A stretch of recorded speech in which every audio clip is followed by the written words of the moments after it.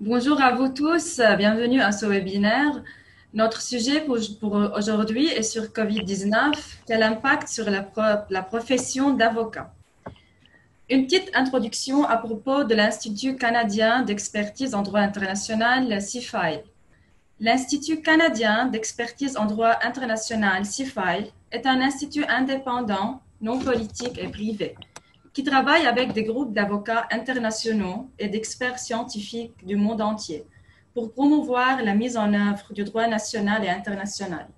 CIFILE facilite l'accès à la justice et aux professionnels du droit dans le monde entier et fournit des services juridiques, y compris l'expertise en droit international, le droit des contrats, l'immigration, la recherche d'un avocat dans différents pays, des cours et des publications.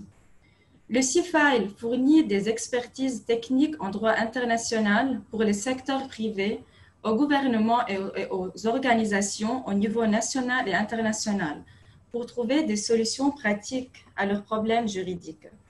Le CIFILE a son siège à Toronto, Canada, et travaille en étroite collaboration avec de nombreux avocats nationaux et internationaux à travers le monde, y compris les avocats francophones.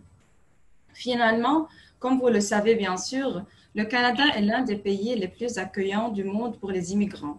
Le gouvernement canadien offre aux immigrants une formation linguistique et un accès aux programmes de soins et de santé et d'aide sociale. La division de l'immigration de CIFILE est une équipe expérimentée en droit de l'immigration, offre une vaste gamme de services d'immigration et est spécialisée dans l'immigration canadienne. Cette équipe chargée de l'immigration peut vous fournir les conseils et l'aide nécessaires pour vous aider à planifier le plan d'action le plus efficace pour votre immigration canadienne, que ce soit avec un visa temporaire ou une résidence permanente. L'actuelle pandémie du coronavirus constitue une réalité particulière et inhabituelle. Dans la situation incertaine d'aujourd'hui et dans un environnement en évolution rapide, les professions du droit, comme d'autres entreprises et industries, sont confrontées aux nouveaux défis dans leur pratique professionnelle. Les avocats sont actuellement au cœur d'une transformation dans leur pratique et de la gestion de leur cabinet d'avocats. Pour commencer les présentations d'aujourd'hui, je voudrais vous présenter le premier conférencier, Dr Abbas Pourhachimi, est président de l'Institut canadien d'expertise en droit international. Il est également un expert en droit international. Ses domaines d'enseignement et de recherche sont en droit international public, droit pénal international et droit international de l'environnement. Il a publié de nombreux livres et articles dans chacun de ces domaines. Il est aussi rédacteur en chef du CIFILE, Journal du droit international Canada. Après des études de droit international, il a fait son LLM à l'université de Nancy en France en 2003. Dr Pourhachimi a fait un doctorat en droit international à l'université de Strasbourg en France en 2005. Il passa aussi une année comme chercheur postdoctoral à l'Université du Québec à Montréal en 2013. Il a été professeur assistant et membre du conseil scientifique de l'Université des sciences et de la recherche depuis 2006 jusqu'à 2017. Il a enseigné le droit international de l'environnement, les traités internationaux, le règlement des différends internationaux, y compris l'arbitrage, aux étudiants en maîtrise et doctorat en droit. Il a été directeur et co-directeur de plus de 200 mémoires et thèses en droit international. En plus, il a pratiqué le droit comme avocat international et conseiller juridique dans les nombreux pays. Dr Pourhachimi, c'est à vous. Bonjour. Bonjour les consoeurs et confrères. Merci, Maître Christelle Mata. Pour votre présentation. Comme vous pouvez, il est avocat au barreau de Beyrouth. Son cabinet de droit coopératif, le droit associé, droit commercial, droit commerce international. Au nom de l'Institut canadien d'expertise en droit international, le CIFILE, je vous souhaite à toutes et à tous la bienvenue parmi nous. Je voudrais vous remercier tous les avocats membres de CIFILE pour accepter de participer exprimer leur point de vue dans ce webinaire. J'aimerais faire une observation générale au sujet des impacts de COVID-19 sur les professions de droit et expliquer comment cette pandémie a perturbé les activités et les opérations des avocats. On sait bien que les professions de droit ont été considérablement affectées par les restrictions sociales. La majorité des avocats subit une perturbation considérable de leurs activités depuis le début de cette crise sanitaire mondiale. Selon certaines recherches, 77% des avocats ont vu de nombreux changements dans les opérations quotidiennes de leur pratique de droit. Les avocats sont préoccupés par le succès des activités professionnelles, même en grande partie inquiets de gagner leur vie au cours des prochains mois. En effet, la pandémie a fondamentalement changé l'ordre juridique, économique et social du monde entier. Dans la situation incertaine d'aujourd'hui et dans un environnement d'évolution rapide, comme Maître dit, les professions de droit, comme d'autres entreprises, sont confrontées aux nouveaux défis dans leur pratique professionnelle. Les avocats sont actuellement au cours d'une transformation dans leur pratique et de la gestion de leur cabinet d'avocats dans le monde entier. Il n'est pas toujours évident de trouver un équilibre entre responsabilité professionnelle des avocats et des relations avec les clients pendant la crise mondiale. Pour cette raison, en réponse à cette crise, les professions de droit devraient prendre certaines initiatives et mettre en œuvre certaines stratégies pour gérer leur cabinet. Les impacts de COVID-19 sur le cabinet d'avocats sont nombreux. Je peux mentionner par exemple les fermetures de certains cabinets, la diminution des activités, les services juridiques, l'absence de clients et annulation de rendez-vous avec les clients actuels et potentiels.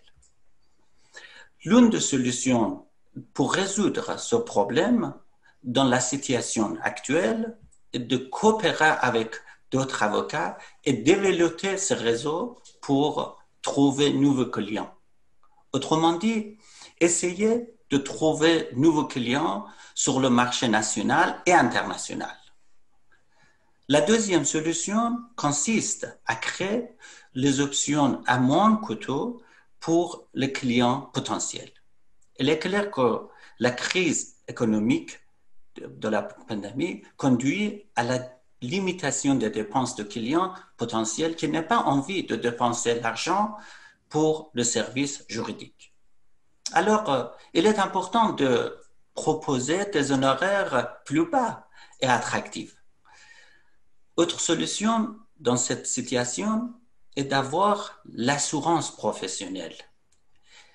Comme vous le savez, plusieurs assurances de responsabilité professionnelle comportent les clauses couvrant le revenu et la rémunération des avocats en cas d'interruption d'activité.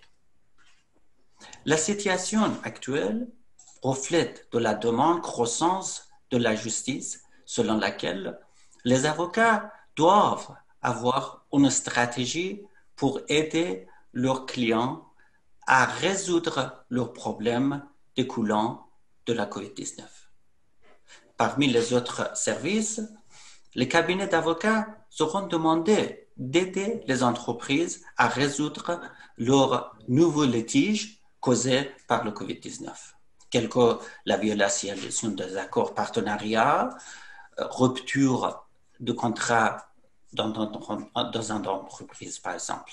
Un autre impact de la COVID-19, l'augmentation de la violence domestique, l'accès limité à la profession d'avocat, la fermeture de tribunaux, la limitation des services aux victimes sont principaux problèmes de la violence à l'égard des femmes dans le contexte de la pandémie. La population vulnérable, telle que les immigrés, en particulier les immigrés sans papier, sans avoir accès, doivent avoir accès à la justice et aux professionnels de droit pendant cette crise. En plus, la digitalisation de la pratique juridique et travail à distance sont les autres impacts de la situation actuelle. En effet, la distinction sociale fait désormais une partie de notre culture sociale. La COVID-19 a créé un environnement de travail virtuel et de pratique à distance.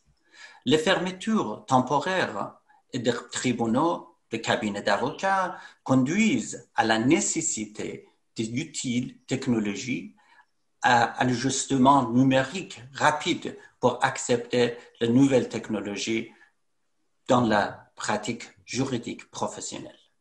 Dans ce contexte, les avocats doivent être prêts à participer aux audiences judiciaires par téléconférence ou vidéoconférence. Sur le plan professionnel, les avocats doivent tenir leurs clients raisonnablement informés et développer un développement important lié à leur représentation dans cette situation. Les avocats doivent expliquer la situation actuelle, les délais et toute décision aux circonstances affectant le droit et les responsabilités de leurs clients. Finalement, il est essentiel que les avocats se préparent à anticiper, gérer et adopter les nouvelles mesures pour continuer de perfectionner leur profession d'avocat. Les avocats doivent développer une nouvelle perspective basée sur la situation actuelle. La réponse des professions de droit à cette crise nécessite de prendre des mesures appropriées pour réduire les effets négatifs sur la profession de droit.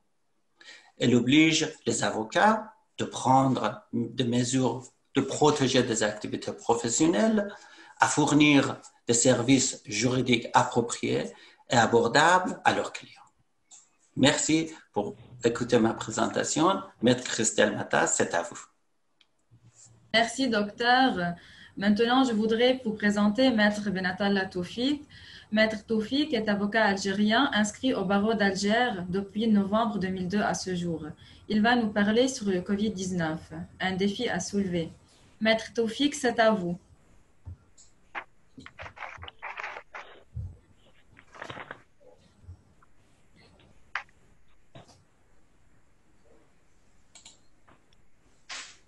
Attendez. Bonjour tout le monde. Bonjour.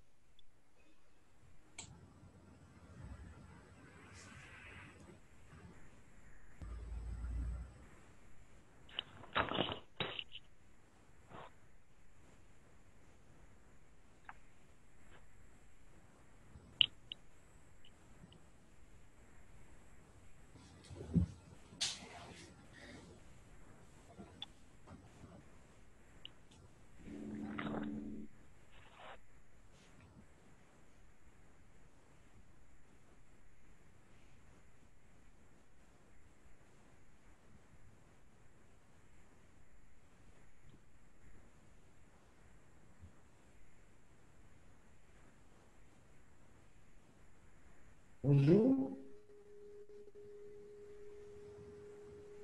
Bonjour Maître tout le monde. Toufik, c'est à vous.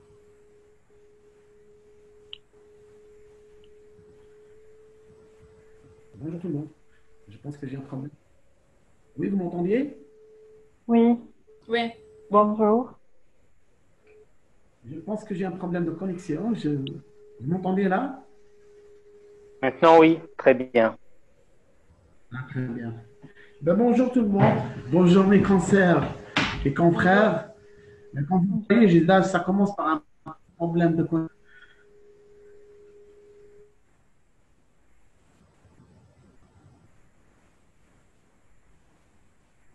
Vous m'entendez?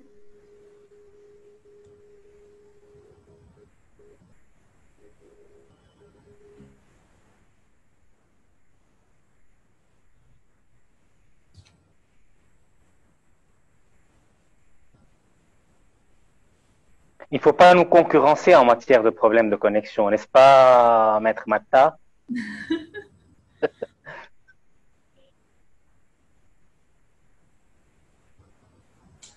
Sinon, je ne sais pas si vous voulez, on va continuer avec... Avec Maître Majdalani? oui, oui. Ok. On continue avec Maître Majdalani? Comme vous Et voulez, on vous voulez reprend que je Maître fasse la Toufi. présentation Ok. maintenant? D'accord. Ok. Maître Majdalani est un avocat à la Cour inscrit au barreau de Beyrouth, prestation de serment en 2005. Trilingue, maîtrise le français, l'anglais et l'arabe. Il est basé à Beyrouth et a travaillé à La Haye et à Paris. Il est membre de la commission de la francophonie et des relations internationales à l'Ordre des avocats de Beyrouth. Il a une expérience professionnelle dans les disciplines suivantes: droit civil, droit commercial, droit pénal, droit administratif, droit international, y compris droit international public, droit de l'homme, justice internationale et arbitrage et droit social. Maître Majdalani, c'est à vous. Merci beaucoup. Bonjour et bonsoir en fonction du fuseau horaire. Docteur Tor Hachemi, président du Centre canadien d'expertise en droit international. Mes chères consoeurs, mes chers confrères, nous passons par une période assez délicate due à une épidémie sans précédent que même l'Organisation mondiale de la santé a appelée pandémie et qui a bouleversé toutes les activités professionnelles et même a chambardé la vie active. La vie juridique, le monde du droit n'en a pas été épargné. Et comme la profession d'avocat fait partie intégrante du monde du droit et est considérée chez nous comme l'une des ailes de la justice qui complète la magistrature, l'avocature et la magistrature se complètent, comme l'article 1er de la loi réglementant la profession d'avocat au Liban présente cette profession, la définit comme étant une mission, comme étant une profession qui consiste à réaliser la mission de la justice en fournissant des consultations, défendant, plaidant, et j'en passe. Néanmoins, cette pandémie et les mesures qui ont suivi l'ont affecté et, à première vue, on a cru que ça allait être paralysé. Nous avons, au Liban, à partir du 11 mars, il y a eu une mobilisation générale, fermeture, lockdown total, sans pour autant qu'il y ait un congé officiel à proprement parler, et la loi suspendant les délais n'avait pas encore été promulguée et de surcroît pas encore publiée. Alors, que fallait-il faire pour les avocats? Les tribunaux n'étaient pas totalement fermés, mais de très rares fonctionnaires hantaient les lieux et les déplacements en raison de l'imposition pair et impair au numéro de plaque d'immatriculation ont été rendus encore difficiles. Il y avait pour les avocats deux options. D'abord, soit demander des délais supplémentaires pour éviter de faire perdre à leurs clients leurs droits, soit attendre la promulgation de la loi. Il pouvait se justifier par la théorie des circonstances exceptionnelles et l'existence d'une épidémie ou d'une pandémie constitue des circonstances exceptionnelles qui justifient l'inobservation des règles de droit ordinaire et la force majeure. Néanmoins, tout ceci reste tributaire de l'appréciation du juge. L'Ordre des avocats de Beyrouth a voulu pallier un peu à ce problème. Allô, vous m'entendez? Oui. Vous m'entendez? Oui. Oui, oui. Oui. il a mis en place une cellule de crise, qu'on appelle Task Force, pour, en coordination avec le Conseil supérieur de la magistrature et le ministère de la Justice, pour faciliter en quelque sorte et le travail des avocats et celui des justiciables, mais c'était limité au cas seulement de demande de remise en liberté de détenus en garde à vue ou de détenus définitivement condamnés qui purgent leur peine mais qui sont éligibles pour demander des libérations anticipées. Le Conseil supérieur de la magistrature a donné aussi aux avocats l'occasion de déposer des requêtes auprès du juge des référés uniquement pour les affaires urgentes devant le juge des référés par courrier électronique. Donc, ça a favorisé la justice électronique de facto au Liban. De même, quand le lockdown, au fur et à mesure, a commencé à cesser et les audiences, les vacances judiciaires, ont repris et le travail a repris son cours normal dans les palais de justice, le Covid-19, la pandémie du Covid-19 est encore endiguée et donc les avocats étaient exposés, tout comme d'autres personnes, à ce risque d'être contaminés ou de voir leur travail paralysé, sans oublier, comme M. Bor Hachimi l'a dit, diminution du chiffre d'affaires, diminution du nombre de clients, parce que quand les clients ne veulent pas dépenser, c'est toute une chaîne. Ils ne vont pas se permettre de se payer un avocat ou des honoraires. Et l'avocat vit de son métier, certes, c'est une vocation, mais ce n'est pas un sacerdoce. Voilà. Donc, la justice électronique a un peu aidé, elle a atténué un peu l'effet désagréable de cette pandémie, mais pour certains avocats, elle n'a pas été assez, parce que ça demande d'abord une très forte connexion Internet. Nous avons un énorme souci en ce sens au Liban, et ça demande des installations techniques, et c'est quelque chose de très coûteux.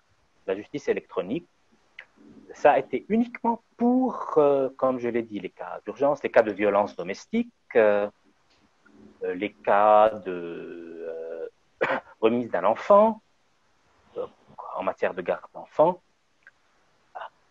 Dans cette période-là, par exemple, je peux citer un exemple, une expérience personnelle. Avant la promulgation de la loi sur la suspension des délais, j'ai dû avoir à présenter un pourvoi en cassation en matière prud'homale. Le délai est plus raccourci de 30 jours et le client m'est venu 15 jours avant l'expiration du délai, en pleine période de lockdown.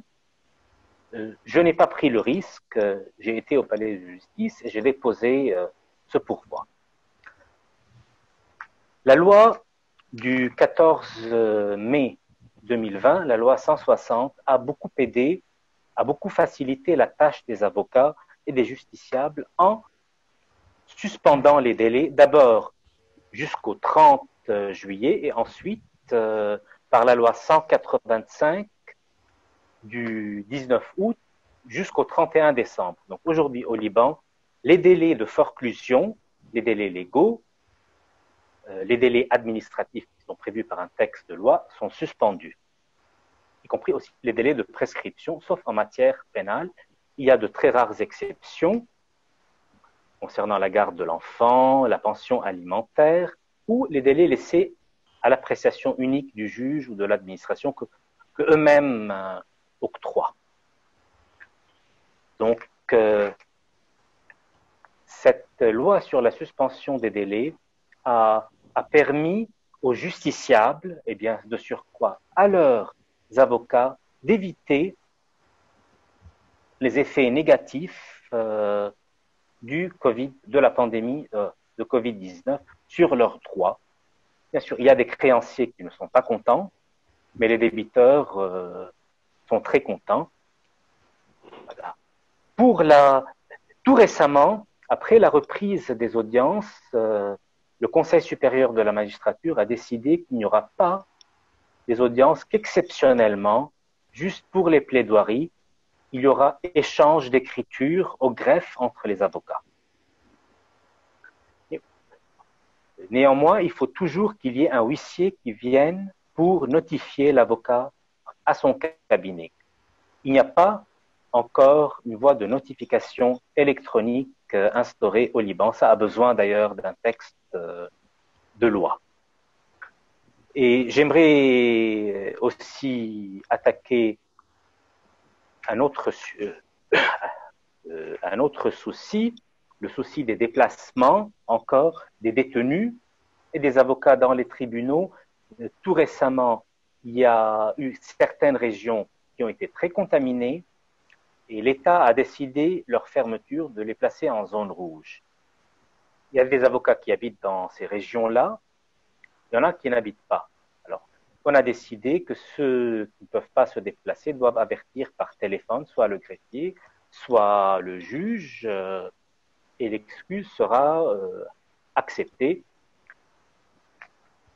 Pour les démarches auprès des tribunaux, les avocats ont commencé à s'habituer davantage à les faire par téléphone, de téléphoner au greffier, au président du greffe ou à l'huissier, pour être au courant du développement de la procédure. Et le WhatsApp a beaucoup aidé pour la communication.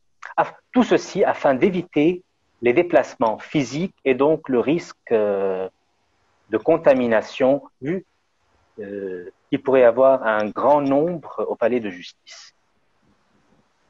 En septembre dernier, plus précisément le 17 septembre, pour la première fois à Beyrouth, la cour d'assises, qu'on appelle ici cour criminelle, qui est chargée de juger les infractions qui constituent des crimes, a organisé une audience en ligne, en présence par visioconférence de l'avocat, de l'accusé, du procureur général. On n'a pas serré les accusés, parce qu'on doit les mettre dans des fourgons, et vu qu'il y a risque de contamination, impossible qu'il y ait distanciation dans les fourgons. Donc à partir du bâtiment de la prison, ils comparaissent par visioconférence, et l'avocat aussi, et on met l'ordinateur sur la barre où il est, l'avocat. Et maintenant, une autre cour va adopter ce système, sans oublier que beaucoup de juges d'instruction avaient commencé à interroger par visioconférence les accusés.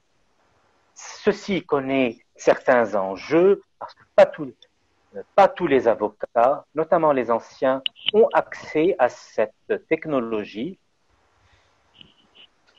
Et comme je l'ai dit, ça demande une très forte connexion Internet, du matériel.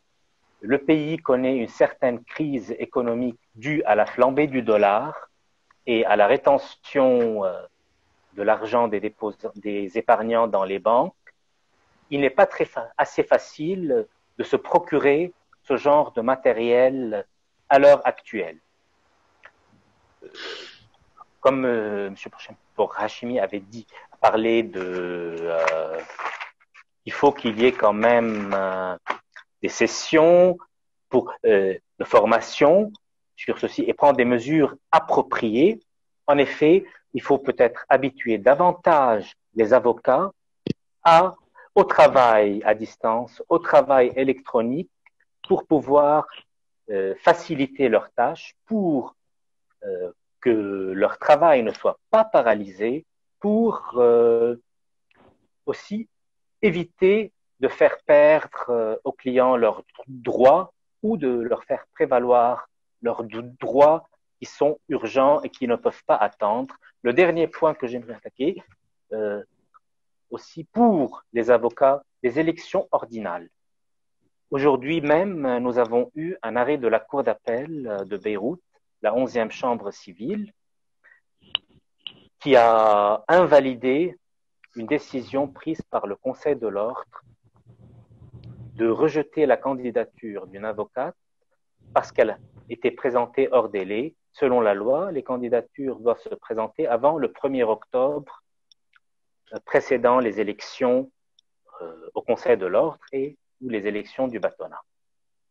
Elle a attaqué devant la Cour d'appel et elle a demandé même de suspendre l'Assemblée générale pour l'élection du Conseil de l'ordre. La Cour d'appel a tranché et a décidé que la loi ne distingue pas entre, parce qu'au Liban on dit naqaba, naqaba, ça peut signifier syndicat comme ça peut signifier ordre. Il a considéré que la loi ne distingue pas, et en effet l'interprète ne doit pas distinguer là où la loi ne distingue pas. Et l'ordre des avocats est lui aussi concerné par la loi prorogeant les délais jusqu'au 31-12. Donc, les candidatures peuvent se présenter jusqu'au 31-12. Et a fortiori, puisque les candidatures peuvent se présenter jusqu'au 31-12 au lieu du 39, les élections ne peuvent avoir lieu avant. Donc, il a indirectement ordonné le report des élections. Je conclus que notre profession est face à un nouveau défi, à une sorte d'imprévu. Vu que je considère que l'avocat, rien ne doit l'ébranler, il doit être toujours entraîné à faire face à ces situations, à savoir, dans la mesure du possible, les contrôler afin de sauvegarder ce qui est précieux dans son métier, faire valoir aux gens leurs droits. Je vous remercie. Merci beaucoup, Maître Majdalani. Maître Toufik? Oui, c'est vous à vous. m'entendez? Ouais. Vous m'entendez? Bonjour mes consoeurs et confrères. Est-ce que vous m'entendez? Oui. Oui. Oui, d'accord. Eh ben, moi, je vais commencer d'où il a terminé mon confrère de Beyrouth, de Barreau de Beyrouth. Il parle de la modernisation et d'introduire la technologie pour la profession d'avocat. Vous avez peut-être remarqué au début que je n'ai pas pu me connecter. Et c'était à cause de la connexion d'Internet qui en ce moment, c'est instable et tout. Moi, je vais parler en tant qu'avocat algérien. C'est ce Covid, bien que ce fut un drame, pas pour les avocats, pour le monde entier. C'est parce que la première fois que le monde, sur les 5 continents, presque, il a fermé. Et donc, ça a été au début, ça a été la panique. Ça a été la panique pour toute la population mondiale. Ce qui fait que moi, en tant qu'avocat, on a été touché de plein fouet, puisqu'on a, à partir du 17 mars, le gouvernement algérien a pris la décision de suspendre toute activité. Et on s'est mis dans un confinement total. Et sans qu'il y ait une moindre explication ce qu'on doit faire, nous, en tant qu'avocats. Mais vu l'urgence, personne n'a contesté cette décision, puisqu'il fallait sauver les vies humaines. Et surtout devant le fait qu'on arrive, on ne comprenait pas, au début, on ne comprenait pas ce qu'était ce virus. Heureusement qu'à partir du mois de mai, on va dire jusqu'au mois de juin, les choses commençaient un petit peu à s'améliorer, puisque je parle de l'Algérie, la situation commençait à devenir de plus en plus contrôlable. Et donc, on a commencé à penser comment on allait reprendre le travail. Nous, on était en Algérie au mois de mars, on ne va pas dire que c'était au début de l'année judiciaire, mais on était presque à mi-chemin. Donc, ce qui fait qu'il y avait beaucoup d'affaires qui étaient pendantes. Et donc, le justiciable algérien avait des difficultés. C'est-à-dire qu'il se posait toujours des questions, non à la justice, mais à l'avocat. Ce qu'on doit faire, où on est avec son affaire. Et vu les moyens de bord, avec les moyens qu'on travaille, avec les moyens, je suis obligé de le dire, les moyens archaïques, on est aussi, vous savez, entre moi et mon confrère qui a 40 ans d'exercice dans la profession d'avocat, sur les moyens de bord, on est presque sur le même pied d'égalité. C'est pas normal qu'on est en 2020 et que je travaille avec les mêmes moyens. Je parle de la profession d'avocat, je parle pas à titre personnel. Je peux, moi, avoir les moyens de communication, je peux avoir de l'Internet, je peux avoir des PC, je peux avoir des téléphones de dernier cri. Mais si ce n'est pas cette technologie ou ce que j'ai comme moyen à titre personnel, s'il n'est pas généralisé, ça ne servira à rien.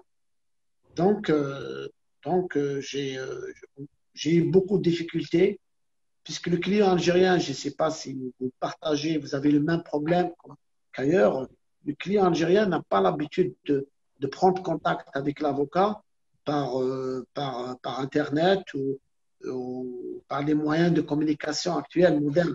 C'est le seul contact qu'il a, c'est un contact physique. Mais malheureusement, depuis le mois de mars à ce jour, à chaque fois que j'ai un contact physique avec un client, je prends beaucoup de risques sur le plan sanitaire. Et avec l'arrivée, le deuxième vague du Covid, donc je suis entre le clou et le marteau. À la fois, je dois travailler, mais en même temps, je dois prendre des risques. Qu'est-ce que je dois faire? Nous avons ce que mon confrère de Beyrouth il vient de le dire. On peut, si au début les choses n'étaient pas claires, je peux le dire que maintenant les choses sont très très claires. Il y a certaines professions, certaines activités qui sont essentielles dans la vie du citoyen, comme la justice. La justice, c'est quelque chose, on peut pas mettre, par exemple, une usine, on peut arrêter une usine pour quelques moments. Mais la justice, c'est impossible. C'est impossible de mettre la justice en sursis. Il faut la remettre sur pied. Mais pour remettre la justice sur pied, sans mettre la vie des autres, quand je parle des autres, c'est des auxiliaires de justice, c'est le justiciable lui-même en danger sur le plan de santé. Il faut donner des moyens sur le plan technologique. Et ces moyens-là, moi, je ne pense pas que ce sont des moyens qui sont extraordinaires. Je parle de l'Algérie, c'est un pays qui a les moyens de faire ça. Et nous avons vraiment les moyens de faire ça. Nous avons le potentiel humain et matériel où on peut facilement enrôler une affaire, par exemple, d'une manière électronique. Mais nous, moi, en tant qu'avocat, je fais tout sur le plan manuel. Je suis obligé de me déplacer sur le lieu, dans les juridictions, pour amener une information. Je suis obligé de me déplacer pour enrôler une affaire. Je suis obligé de me déplacer pour assurer une audience en matière civile, alors qu'ailleurs, et pas loin de moi, à 2 points, à 1 heure de vol d'oiseau, il y a des gens qui peuvent envoyer leurs conclusions par un message électronique et que c'est les juridictions qui partagent ces conclusions avec les gens qui sont partis au procès, alors que chez nous, on fait tout d'une manière manuelle. On est en 2020 et c'est pas normal. Et je comprends pourquoi il y a ce retard sur le plan de la bonne gestion de la justice dans certains pays tels que l'Algérie. J'aurais aimé avoir ces moyens. Ça m'aurait peut-être aidé à affronter le Covid, mais en absence de ces moyens, je n'ai pas d'autre choix que de prendre des risques, de continuer à travailler comme s'il n'y a pas de Covid, alors que le Covid, il est là, il est menaçant, il menace encore l'humanité, mais des gens comme moi, dans un pays qui est l'Algérie, qui est un pays très riche, je suis obligé de travailler, de continuer à travailler, pas au même rythme qu'avant le mois de mars, mais je suis obligé pour continuer, sinon je suis obligé de mettre les clous sur le paillasson. Et moi, je n'ai pas appris d'autres métiers que le métier d'avocat. Voilà. En ce moment, je n'ai pas d'autre choix que de travailler dans ces conditions. J'essaie avec certains clients d'utiliser la technologie, mais ce n'est pas tous les clients qui acceptent ça. Il y a certains clients qui ont, je dirais pas qui ont un problème de confiance, mais ils ont l'habitude de traiter physiquement avec une personne et ils font pas la différence entre le marchand du quartier et un avocat. C'est-à-dire pour eux, pour s'assurer que la personne existe, ils doivent le voir. Donc moi, je me rappelle au mois de mai, il y avait certains de mes clients, je vous parle de moi, ils m'appelaient, je leur disais que c'est pas possible de venir me voir au cabinet. On était confinés de 6 heures de mat jusqu'à 13 heures. Ils me disaient, mais il n'y a pas de problème, on peut venir avec un masque, alors que tout le monde, personne ne le savait, même les scientifiques n'arrivaient pas à expliquer le virus de Covid-19. Mais ici en Algérie, le client, pour pour son affaire, pour son dossier. Moi, je le comprends, hein. Il s'inquiète, il a un souci avec la justice, ou il a des besoins de faire appel à la justice. Et donc, il prend lui-même le risque et il met son avocat en danger de santé. Et il me demande, il exige de moi pour qu'il continue à travailler avec moi ou à ce que je prends leur dossier en charge. Il m'oblige, c'est une contrainte, il m'oblige à ce que j'accepte de les recevoir dans mon cabinet. Et moi, mon malheur, que je suis un fils d'un médecin, je sais ce que ça veut dire un virus. Un virus, même pour l'histoire de masque, rappelez-vous, au mois de mars, on disait que c'était pas nécessaire de mettre un masque. Au mois de juin, on disait le contraire, que c'était important de mettre le masque. Mais ça veut dire que personne n'arrive à nous expliquer ce qui arrive. Et malheureusement, il y a des gens qui doivent travailler. Et les avocats font partie de cette catégorie de la population et ils doivent continuer à travailler, à faire fonctionner la justice. On dépend de leur santé. Il y a beaucoup d'avocats qui sont morts en Algérie. Moi, à ce jour, j'en ai le chiffre de 7 confrères qui sont décédés. Ils sont décédés à cause du Covid. Malheureusement, on ne parle pas beaucoup. On parle pas beaucoup, mais malheureusement, ces gens-là, et en plus, il y en a certains c'est pas des gens qui sont d'un certain âge, hein.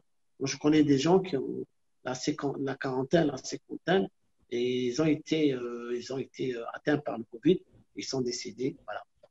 Voilà ce que j'ai à vous le dire. Moi, je suis certain, là, je peux formuler des critiques, mais ça ne servira à rien, il faut trouver des solutions. Et moi, je suis certain qu'il y a des solutions. Et là, je pense que le seul moyen en ce moment pour faire face au Covid, c'est la technologie. Et cette technologie, c'est une technologie qui ne coûte pas cher. Elle est importante, elle est nécessaire, elle est primordiale. Même demain, sans le Covid, je pense que le cabinet de demain, l'avocat de demain, c'est l'avocat qui fonctionne avec la technologie. Le cabinet ancien, je pense que pour moi, c'est un cabinet il ne devrait pas continuer, il ne devrait pas voir le jour avec toutes les technologies qu'il y a. Mais malheureusement, quand je vois que moi, en tant qu'avocat, je dois me déplacer par 500 km pour déposer une mémoire de cassation, je trouve que ce n'est pas normal. Alors que je peux le faire à partir de mon cabinet. Et cette technologie, elle existe. Ce n'est pas quelque chose d'extraordinaire. Ça ne demande pas beaucoup d'intelligence. Ça demande de la volonté et une vision futuriste. Moi, cette vision, je le crois. Je crois à l'avenir. Et la preuve, je continue à travailler, malgré tout le risque qu'on rencontre avec le Covid. Mais je me donne de l'espoir que peut-être, il y aura des gens qui vont prendre cette décision. Et ça, c'est pour la bonne administration de la justice et surtout pour que la vie continue. Voilà. Merci Voilà beaucoup. Merci beaucoup, maître. Maintenant, je voudrais présenter maître Fatima Ftouri. Elle est avocate à la Cour inscrite à l'Ordre national des avocats de Tunisie en juin 2016. Elle a fait l'ensemble de son parcours universitaire à la Faculté des sciences juridiques, politiques et sociales de Tunis, où elle a obtenu la licence fondamentale en droit privé et le master professionnel en droit des entreprises et des affaires. La formation qu'elle a faite à l'Institut supérieur de la profession d'avocat durant les années 2015-2016 lui permet d'apprendre essentiellement les principes de la rédaction des requêtes d'instance ainsi que les techniques de plaidoyer. Elle a une expérience professionnelle dans des domaines variés de droit, le contentieux, l'assistance juridique et aussi en matière des contrats. Maître Ftouri, c'est à vous. Merci beaucoup, maître. Bonjour à tous. J'ai le plaisir de participer avec vous. Alors, pour le sujet, la situation sanitaire imposée par le Covid-19 a touché les différents domaines autour du monde depuis la fin de 2019, pardon.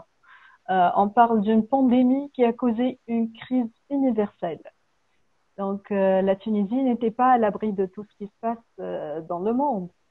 La vitesse accélérée de la contamination est la caractéristique la plus marquante de ce virus. Donc, en fait, on met beaucoup d'efforts dans notre quotidien afin d'appliquer le protocole sanitaire imposé. il est devenu nécessaire de changer nos habitudes afin d'appliquer ce protocole, de sorte qu'on évite les contacts, qu'on limite les déplacements et tout. En matière de sensibilisation, on entend parler d'un protocole simple appelé les 4 M. Il suffit d'appliquer conjointement les gestes barrières en nombre de 4. C'est le masque porté, mètres respectés, les mains lavées et les milieux aérés. Des gestes qui paraissent simples, mais réellement, ce n'était pas facile à appliquer. Bon, donc, dans mon pays, tout comme dans la plupart des pays du monde entier, le Covid-19 a impacté tous les domaines, mais les professions libérales sont les plus touchées. Les conséquences du confinement, en particulier, qui a été décidé par les ayants pouvoir dans plusieurs pays, notamment en Tunisie, ont été graves. L'activité des cabinets d'avocats est considérée comme l'activité la plus impactée, vu la spécificité de la profession d'avocat et la diversité des intervenants au domaine. De nos jours, on peut dire que la profession d'avocat est une profession à risque élevé dans cette situation sanitaire. Donc, l'impact du Covid-19 sur la profession d'avocat passe par deux types de relations, impacte deux types de relations en fait. Premièrement, la relation de l'avocat avec son client et la relation de l'avocat avec son entourage judiciaire. Pour l'impact du Covid-19 sur la relation de l'avocat avec son client, pendant la période du confinement et avec la situation la situation sanitaire nouvelle, les avocats se trouvent obligés de changer de mode de travail, surtout durant la période de confinement, notamment. Donc, les réunions au cabinet face à face n'étaient pas possibles, puisque, comme le constatait Maître Taoufik, on a des clients qui n'ont pas accès à des nouvelles technologies. Donc, ils n'ont même pas une adresse mail pour échanger les pièces avec lesquelles on peut préparer un dossier. Donc, beaucoup d'entreprises ont opté pour le télétravail. En effet, cependant, privilégier le télétravail en tant que mesure préventive du Covid-19 n'était pas assez évident dans notre profession. Ce n'est pas toujours évident d'avoir un client qui se familiarise avec les nouvelles technologies. Donc, puisqu'on a tous des clients de catégories différentes. Donc, on peut avoir des clients qui n'ont pas d'adresse mail, comme j'ai précisé. Donc, cette nouvelle forme de travail à distance n'a pas réussi à résoudre le problème de la cessation de l'activité de l'avocat durant la période du confinement. Après le déconfinement, en Tunisie, après une période de confinement qui a duré environ 2 mois, on a opté à un confinement ciblé à partir du 4 mai 2020.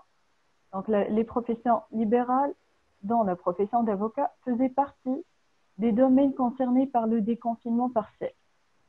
Cette décision n'a pas eu des conséquences considérables sur la reprise de l'activité de l'avocat, puisqu'on n'a pas décidé par la même occasion la reprise de l'activité du transport public, qui a empêché certains salariés des cabinets d'avocats de regagner leur poste.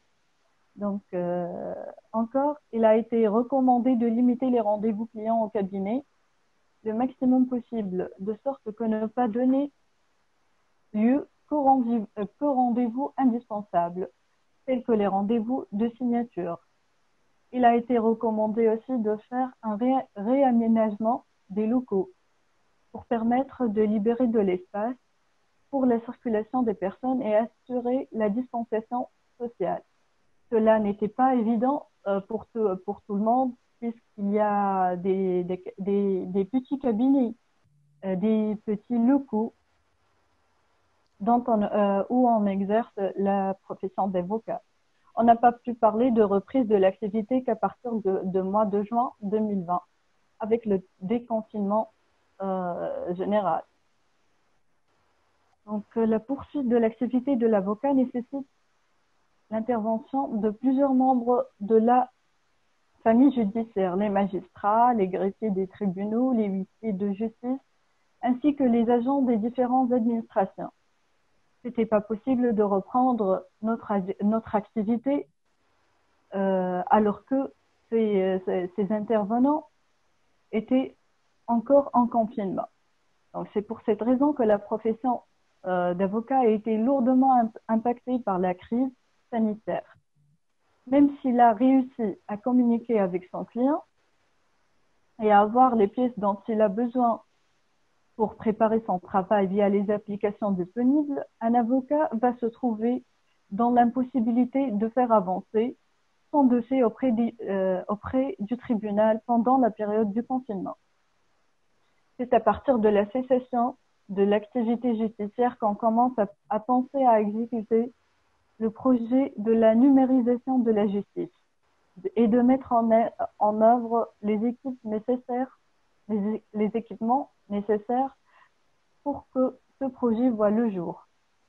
Le 7 octobre 2020, c'est une date à retenir en Tunisie, une audience à distance a été organisée pour la première fois au tribunal de première instance de Sousse.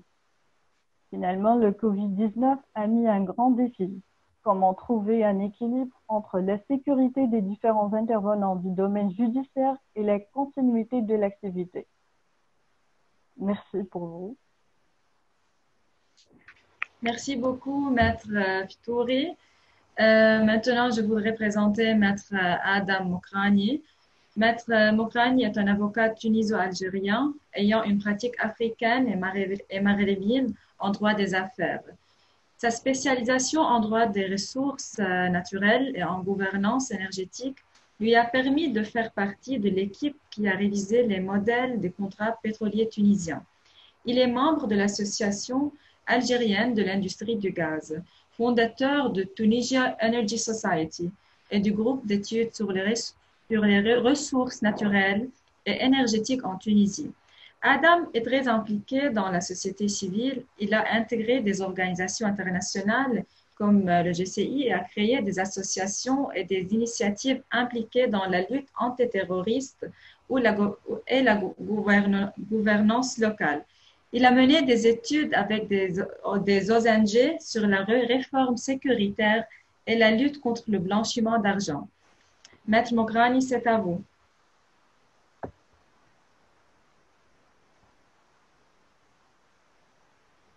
Entendez? Oui. Très bien. Merci beaucoup. Donc, merci maître, confrères, consoeurs. C'est un plaisir aujourd'hui de partager avec vous cette conférence, de parler de l'impact du Covid-19 sur la profession d'avocat. Je voudrais tout d'abord adresser mes remerciements à Dr Hashimi et le CIFAE pour nous avoir laissé la possibilité aujourd'hui de parler de cette thématique très importante pour l'avenir de la profession d'avocat.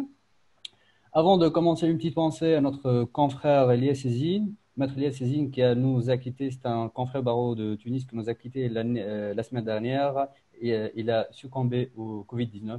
Donc, cela rejoint ce qui a été avancé par mes chers confrères et consoeurs que la profession d'avocat aujourd'hui, c'est une profession très risquée. Donc, maître Fitouri a eu la possibilité de vous présenter la situation générale sanitaire en Tunisie. Là, en Tunisie, on a eu deux vagues. Une première vague au mois de mars. Il y avait un confinement général. Des mesures exceptionnelles ont été décidées par le gouvernement. D'ailleurs, le Parlement a voté, elle a mis en œuvre l'article de la Constitution qui permet au chef du gouvernement de légiférer par voie de décrets-lois qui seront bien évidemment validés a posteriori par le Parlement. Et parmi les décrets-lois qui ont été adoptés, il y avait des mesures exceptionnelles en matière de prolongation de délai et en matière de suspension de délai. Donc, on a entamé après, donc, il y avait une première vague qui n'était pas vraiment très menaçante pour la profession d'avocat en général ou bien pour la Tunisie sur le plan sanitaire, mais bien sûr, les retombées économiques étaient énormes parce que tout le pays, il était bloqué, il était enfermé durant presque un mois, plus qu'un mois d'ailleurs. Donc, on a commencé un déconfinement progressif. Là, j'utilise le terme officiel du ministère de la Santé publique à partir du mois de juin. Mais malheureusement, aujourd'hui, on reprend avec la deuxième vague qui est très dangereuse. Le nombre de décès en Tunisie, elle est en train de s'élever. Jusqu'à maintenant, on a 680 décès selon le nombre publié aujourd'hui par le ministère de la Santé. Et bien sûr, après deux vagues de Covid-19, après une pandémie sans précédent, il y aura des clients qui sont, il y aura des craintes plutôt chez les clients, il y aura des doutes. Et on sent aujourd'hui que les clients, sauf ceux qui sont dans l'urgence pour les affaires, essentiellement en matière correctionnelle, en matière criminelle, mais généralement les clients avec lesquels on est en contact pour la matière civile ou bien commerciale, ils nous disent généralement non, maître, c'est pas pour aujourd'hui, on attend que cette situation passe et on vous recontactera prochainement. Donc ça se voit qu'il y a des craintes, il y a des doutes chez les clients et bien sûr cela va impacter impacter nos rentrées d'argent. Et la conséquence aujourd'hui qu'il y a une quasi-absence de rentrée d'argent pour les avocats en Tunisie suite à deux vagues qui sont très menaçantes, notamment pour les jeunes avocats, parce que là, aujourd'hui, je parle en tant que jeune avocat qui a intégré le barreau de Tunis depuis 2 ans. Donc, nous savons tout le monde que pour les segments d'activité pour l'avocat en général dans le monde, on a le segment du contentieux, le segment du international litigation, du corporate, le droit des affaires. Mais malheureusement pour le cas tunisien, la majorité écrasante des avocats repose sur le contentieux. Et cette activité a été largement impactée par le Covid-19. Et même les structures de notre barreau, donc c'est l'Ordre national des avocats de Tunisie, je parle essentiellement de notre caisse, parce que les avocats en Tunisie, je ne sais pas pour les autres pays comment ça se passe, mais en Tunisie, les avocats ont leur propre caisse de sécurité sociale. Elle ne leur permet pas de faire face aux dégâts, aux conséquences économiques et sociales de cette pandémie. Donc, cette caisse ne nous permet pas par exemple, à titre d'exemple, nous avons demandé des facilitations en termes de crédit. Donc, le barreau nous a répondu qu'il ne dispose pas des moyens pour nous donner des crédits en tant qu'avocat. Nous avons aussi demandé des facilités avec les banques, soit les banques publiques ou bien les banques privées en Tunisie. Mais les banques en Tunisie aujourd'hui ne veulent pas encourir le risque avec une profession qui est menacée aujourd'hui. Donc, un avocat qui n'a pas de rentrée d'argent aujourd'hui, il va pas se voir accorder un crédit par une banque. Donc, aujourd'hui, on est face à un dilemme. On a parce que l'avocat, il est dans une chaîne économique, il n'est pas tout seul. L'avocat, il est lié au secrétaire, au juriste, au coursier des cabinets, au huissier notaire, au huissier de justice. Et toute cette chaîne, elle est liée à la profession d'avocat. Donc, si aujourd'hui, on n'est pas capable d'assurer un certain niveau stable de revenus, et que les banques et que la Caisse de sécurité sociale des avocats est incapable de nous financer, d'assurer nos arrières sur le plan financier, bien sûr, cela pose un défi majeur pour la profession d'avocat. De même, malgré toutes les mesures décidées par le gouvernement tunisien, mais on n'a pas vu de mesures exceptionnelles et spéciales en matière de fiscalité, de paiement de charges fiscales et sociales pour les avocats. Donc, malgré cette pandémie, l'avocat tunisien se voit aujourd'hui encore en train d'être…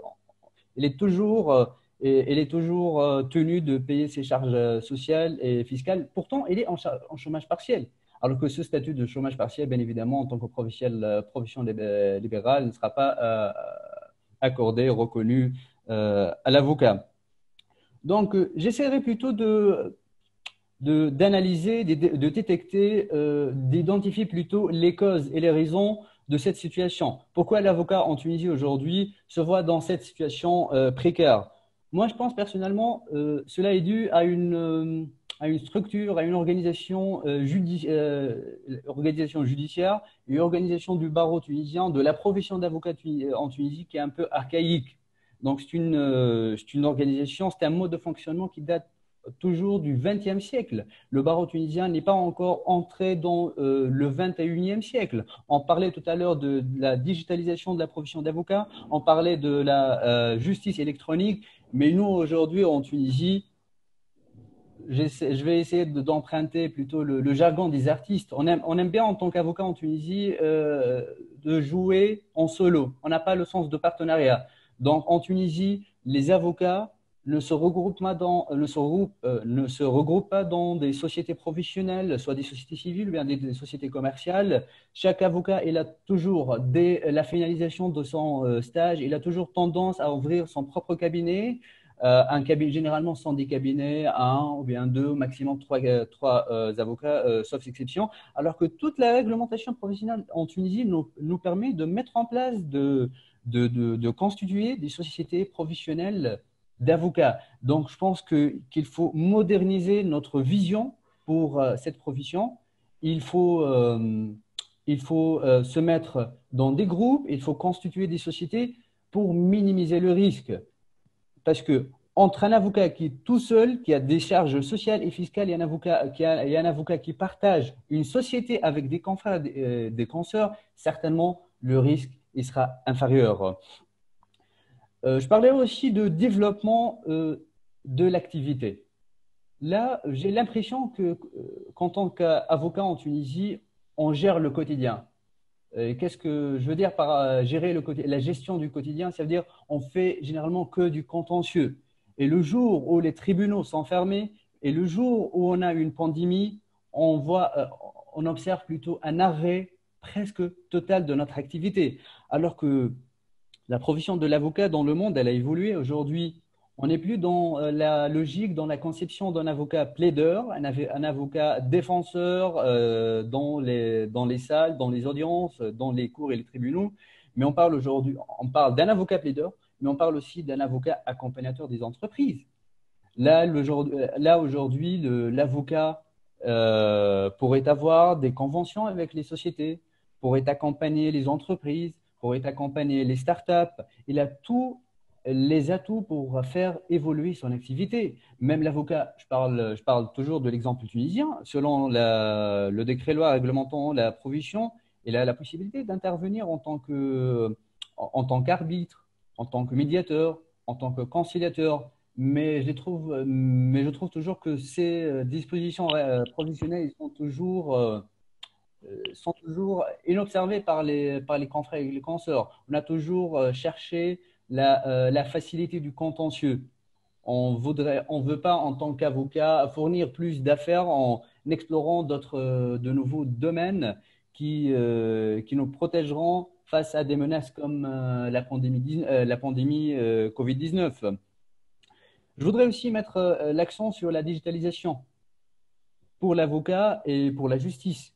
Donc, pour notre profession, comme tous les confrères, je pense qu'ils l'ont mentionné, jusqu'à aujourd'hui en Tunisie, on échange les rapports, les mémos entre avocats avec des hard copies, avec du papier, alors qu'on n'utilise pas nos emails professionnels. D'ailleurs, généralement, la majorité des avocats n'ont pas d'adresse mail professionnelle, sauf les sociétés, les grandes sociétés, les grandes boîtes qui ont des emails professionnels. Mais nous, généralement, on travaille avec des Gmail, bien des Yahoo, bien des Hotmail.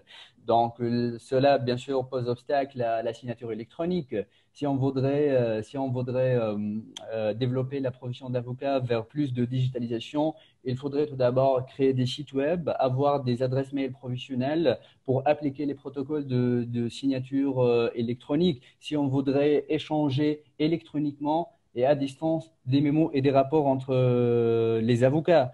Au niveau des tribunaux et au niveau de l'organisation de la justice, le service il est très archaïque. Je parle du cas tunisien. Donc, on est toujours obligé de se déplacer au tribunal en Tunisie pour assurer le suivi de nos propres affaires, pour demander de simples copies des jugements, pour n'importe quel service que vous pourriez imaginer.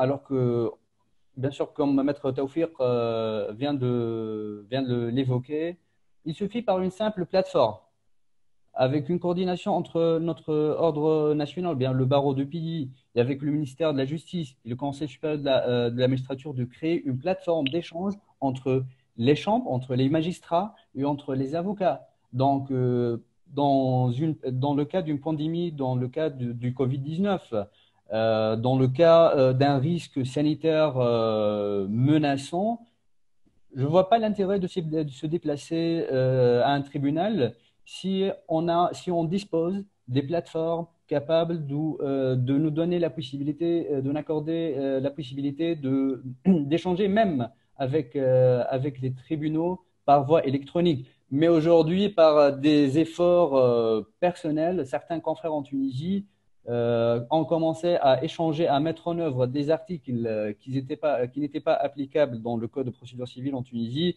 Ils ont commencé à échanger les rapports et les mémos par voie électronique. Je parle aussi du développement, du business development de l'avocat en Tunisie. Donc, je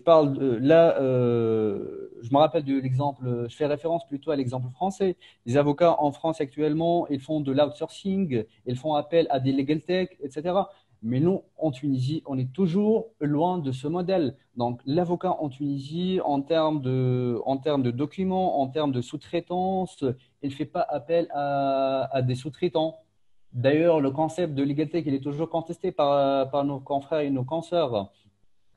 Même pour nos déclarations fiscales, même en temps de Covid, on est obligé en Tunisie de se déplacer au service à l'administration fiscale pour déposer nos propres déclarations mensuelles, alors qu'il suffit de créer une plateforme en ligne pour la déposer. Je parle également du dispositif de la signature électronique. Ce dispositif qui a été mis en place par une loi qui date de 2000 et n'est pas toujours applicable. Donc, d'ailleurs, certains confrères ignorent qu'il y a un dispositif de signature électronique en Tunisie. Quoique, il y a 2 semaines, le gouvernement tunisien a essayé de fournir plus d'efforts dans ce sens pour la digitalisation en publiant de textes en matière d'échange électronique avec l'administration. Donc, aujourd'hui, on a l'arsenal juridique en Tunisie qui nous permet en tant qu'avocat d'échanger par voie électronique, par voie d'email avec l'administration tunisienne, mais bien évidemment, ça n'a pas été encore expérimenté. Il faut moderniser notre démarche vers plus de digitalisation, notamment en matière de droit société. Pour nos confrères et nos consoeurs qui travaillent en matière de corporate, par exemple le cas tunisien, pour la tenue des assemblées générales, pour la tenue des conseils d'administration, il y a certains textes où on trouve un vide législatif qui ne parle pas de la possibilité de tenir ces assemblées par visioconférence, mais il faut avoir une interprétation large des textes pour faciliter la tâche aux dirigeants des sociétés, pour permettre la tenue à distance des assemblées générales et des conseils d'administration. Et d'ailleurs, j'appelle les autorités tunisiennes à moderniser ces textes pour intégrer, comme au Maroc par exemple, la tenue des organes sociaux, des assemblées des organes sociaux des sociétés à distance. Il faut également en tant qu'avocat profiter des plateformes internationales comme le CIFEL à titre d'exemple. Donc, il faut que les avocats développent et consolident leur rapport de partenariat dans la Méditerranée, par exemple, dans le continent africain. Je parle du cas tunisien, bien évidemment.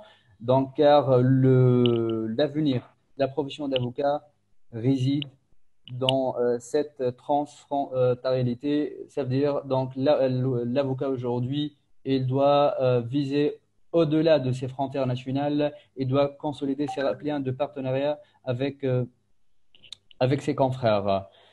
C'est une situation exceptionnelle sans précédent. La dernière pandémie que l'humanité a vue, c'était, je pense que c'était la grippe espagnole. C'était au début du XXe siècle. Donc, alors que un siècle après, on a la pandémie Covid-19. Bien évidemment, on n'est pas habitué. On doit improviser. On doit développer, mettre en place des mécanismes adaptés à cette situation exceptionnelle. Et là, les estimations parlent encore des mois et des mois. On parle au moins de toute l'année 2021 pour la pandémie Covid-19. Donc, je pense qu'avec cette pandémie, l'ordre juridique international, il va changer. Et nous, en tant qu'avocats, on doit changer aussi pour moderniser notre business development model, en améliorant aussi, en changeant aussi, en développant notre stratégie de marketing. Nous, en tant qu'avocats, nous devons développer notre stratégie de fidélisation des clients. Il faut être en contact permanent avec les clients. Bien évidemment, il y avait des soucis sur le contact physique avec le client, mais il faut toujours garder contact avec le client, même par voie électronique, même par téléphone, pour fidéliser les clients. Les clients sont rares aujourd'hui. Donc, pour ceux qui ont des clients, il faut les garder. Il faut aussi voir les expériences comparées en matière de gestion de la clientèle. Il y a même des sociétés d'avocats aujourd'hui qui parlent des forfaits au profit des startups et au profit des particuliers. Je pense que c'est un discours d'extraterrestre pour certains confrères en Tunisie, mais c'est vrai, la profession, elle est libérale, mais il faut aussi mettre en place, intégrer certains outils commerciaux, car on est à l'épreuve de cette pandémie Covid-19. Et merci beaucoup. Merci beaucoup, Maître. Maintenant, je voudrais présenter Maître Camille Clément. Elle est avocate au barreau du Québec depuis le 17 septembre 2014 et en France au barreau de Toulouse depuis le 6 mai 2019. Elle est spécialisée depuis 5 ans en droit de l'immigration canadienne. Après avoir vécu 8 ans au Québec, à Montréal, elle est aujourd'hui en France pour développer une nouvelle antenne de son cabinet d'avocat afin de renforcer son expertise en droit franco-canadien. Elle profite de cette nouvelle implantation française pour compléter sa pratique professionnelle en exerçant en droit français, en particulier en droit des étrangers, de la famille et pénal. Maître Clément, c'est à vous. Vous m'entendez? Oui. Oui, bonjour. Je vous remercie. Écoutez, vous m'avez bien présenté, c'est ça, donc avocate en France et au Québec, au Canada. Vous l'avez mentionné, mon activité principalement, c'est le droit de l'immigration canadienne. Et du coup, je suis impactée directement par la pandémie, vu que une des premières conséquences est de fermer les frontières, on va dire, entre le Canada et le reste du monde, en gros. Donc, y compris les Français, d'où je tire ma plus grande clientèle. Donc, pour moi, c'est une complication de taille. Forcément, je dois m'adapter en conséquence parce qu'aujourd'hui, heureusement pour moi que j'avais des clients avec des dossiers qui étaient en cours de traitement depuis avant la pandémie. Donc, évidemment, tous ces clients-là restent mes clients. Mais pour avoir des nouveaux clients aujourd'hui, la difficulté, c'est d'anticiper les délais et comment expliquer à mes clients, écoutez, oui, on peut demander un permis de travail, mais actuellement, nous n'avons aucune connaissance des délais. Nous ne savons pas quel permis est traité en priorité ou non. Vous aurez peut-être une chance de l'avoir, mais peut-être pas. Donc, comment expliquer à la fois aux candidats français qui voudraient s'expatrier au Canada et à la fois à l'employeur qui voudrait le recevoir. Donc, tout ça rend vraiment les choses très compliquées et du coup amène les clients à être plus plus inquiets à prendre leur temps, donc voilà, plutôt que de s'engager dans une démarche d'immigration. Donc j'ai pris l'exemple d'un permis de travail, mais c'est la même chose pour des permis d'études, vu qu'actuellement la plupart des études se font en ligne. Donc les candidats ne sont pas obligés d'aller au Canada pour les faire, ou du moins pour les faire, il faudrait qu'ils soient par exemple des scientifiques, qu'ils soient obligés d'être dans un laboratoire, des choses comme ça. Donc du coup, ben, c'est pareil, ça peut les refroidir parce que tout un projet derrière de rester au Canada de manière permanente après peut être mis en question par le fait de ne pas être présent sur le territoire. Donc ça rend mon activité voilà complexe et je dois forcément m'adapter. Du coup, donc j'ai pas écouté les autres présentations. Je suis désolée, j'arrive en dernière minute parce que justement je faisais une formation là de assez importante dans mon activité puisque c'était sur justement les permis de travail et les délais, la situation actuellement, à quoi on peut s'attendre et finalement bon, j'en suis un peu au même point, c'est-à-dire que c'est un peu la catastrophe. On sait vraiment pas grand-chose en fait. On nous dit, le gouvernement est très flou et très voilà. Donc tout ça pour dire que j'ai dû m'adapter et que je devrais encore m'adapter, c'est certain, ces prochains mois. Lorsque j'étais en confinement, puisque je suis en France, je réside en France, donc je pense pas que voilà, je sais pas s'il y a d'autres Français qui sont présents, mais il y a eu le confinement total pendant 2 mois, donc on était obligé de rester chez nous, tout ça. C'est une période qui m'a forcément fait réfléchir et du coup qui a accéléré un projet que j'avais déjà, qui était de développer plus mon activité en droit français. Puisque même si je suis en France, j'exerce donc principalement pour le Canada. Du coup, j'ai décidé d'orienter ma carrière différemment et voilà, d'approfondir en faisant des formations, en allant à la rencontre de mes collègues avocats français pour développer une autre branche donc de mon activité. Et c'est pourquoi je me suis intéressée au droit des étrangers en France, au droit de la famille, au droit pénal aussi. Néanmoins, voilà, je me retrouve confrontée aussi au même problème que les autres confrères. C'est que actuellement, la pandémie, elle impacte aussi les tribunaux, la façon de procéder. Beaucoup d'avocats ont du mal à embaucher en ce moment. Forcément, il y a moins de clientèle, donc c'est plus difficile en fait. Et j'ai trouvé un créneau, on va dire, qui est pour l'instant de faire de la sous-traitance de dossiers. C'est un moyen qui me permet quand même, voilà, de gagner un peu d'argent sans être embauché. Donc je le partage si ça peut intéresser d'autres collègues. Et voilà, je continuerai dans cette voie-là en fait à ouvrir d'autres possibilités de mon activité, puisque celle qui est internationale, elle est aujourd'hui forcément compromise. Et dans les deux sens, j'ai envie de dire d'ailleurs, puisque je veux faire du droit des étrangers en France, puisque ça s'appelle comme ça, mais c'est de l'immigration, c'est pareil, pour faire le lien avec mon activité au Canada, mais c'est la même chose. J'ai vu là tout récemment que justement les Canadiens ne sont plus autorisés à venir en France, par exemple. Donc bon voilà, dans ce contexte, c'est un peu compliqué d'organiser des visas. Donc ça reste une activité qui n'est pas fermée du tout pour moi, mais qui est en grosse parenthèse.